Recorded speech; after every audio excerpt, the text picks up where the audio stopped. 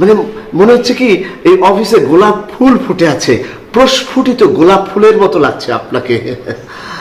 Sir গোলাপ ফুল কেন? মানে এই যে তুমি সুন্দর একটা গোলাপি ড্রেস পরেছো, যে কারণে তোমাকে খুবই শাইনিং লাগছে, মানে খুবই সুন্দর লাগছে।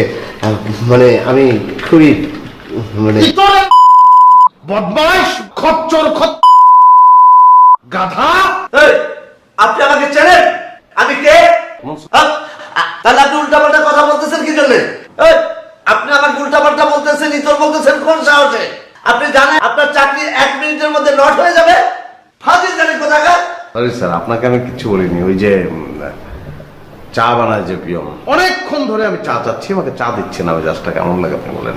বদমাইশ, ইতর,